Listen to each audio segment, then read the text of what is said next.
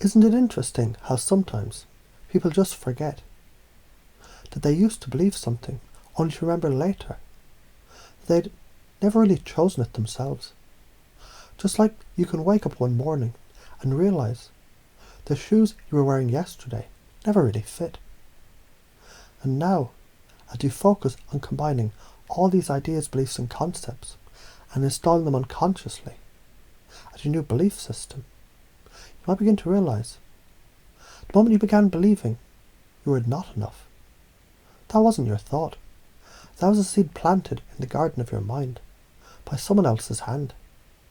And you watered it out of habit, not out of truth. But here's a curious thing.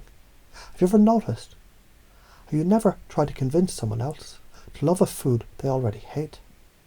You just smile and say, "Oh, I like it. You don't. That's fine." No war. No need to fix or explain. Just peace. Because preferences, they're not proof of worth. And people's opinions, they're only weather passing through your sky. So what if now you install something else entirely? Install this understanding that truth, that your value is constant like gravity, unseen but undeniable. You're worthy, not because of what you've done, but because you are. You are. You are. And in this moment, as the syllables of your breath loop with mine, you might notice the mind beginning to drift and the unconscious beginning to listen even more deeply now. Because when you begin to see that judgment is just a mirror with fog on it, you stop trying to polish the reflection and instead clear the fog from your own perception. Let me give you an example. A woman once believed she needed her father's approval. Decades spent chasing his shadow, twisting her truths to fit a mould that was never hers, until one day she asked herself, if I liked vanilla and he liked chocolate, would I stop liking vanilla? And her laugh was the answer. That laugh was the shattering of the cage. A new belief stepped in. I decide what I like. I decide who I am. And I approve of myself. You can do that too. You're doing that now.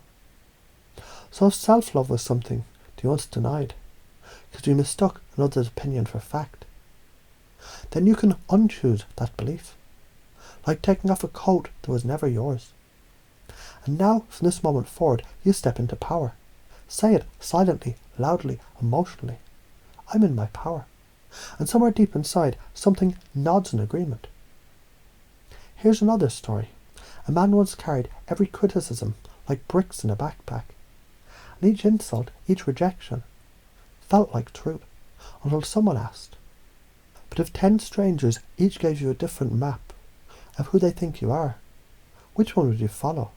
And he paused, and the silence told him everything. He realized, I get to choose my direction.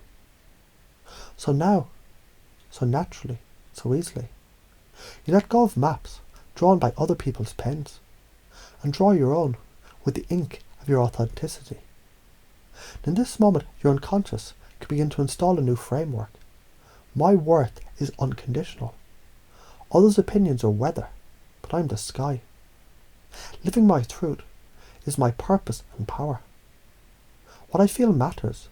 What I want matters. I matter. And you do. You matter. Because you say so. Because truth lives in your bones. Because you've stopped waiting for permission and started writing your own script. Let's expand this even more. Remember this. You don't need to wait for the world to change to feel good. You don't need others to understand to be whole.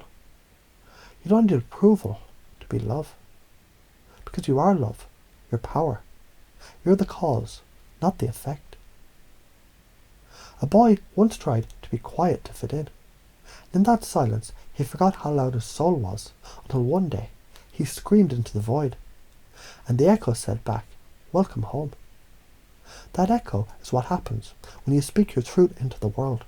When you say, I no longer deny love for myself. So now, you begin to live differently, not by effort, but by alignment. Not by fighting what was, but by standing in what is.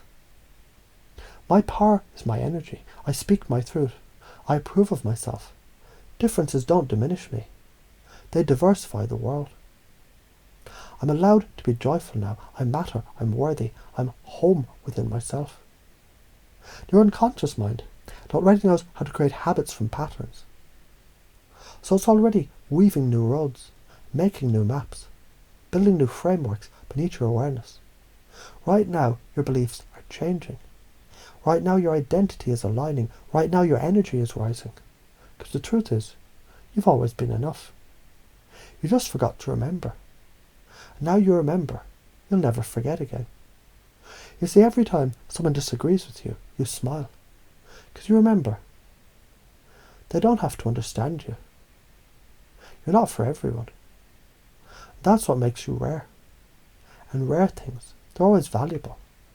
So now, as these ideas settle in, as these beliefs root deep, as these words echo in the back of your mind like a melody that you hum without realizing, know this: you're the author, you're the anchor, you're the storm and the calm. You're the one who chooses. You're the belief, you're the change. And the new system, your upgraded operating system of self-worth, authenticity and power, it's already running in the background, just like your heartbeat, automatic, effortless, unstoppable. And now, repeat is needed because every repetition deepens the installation. Every listen strengthens the transformation.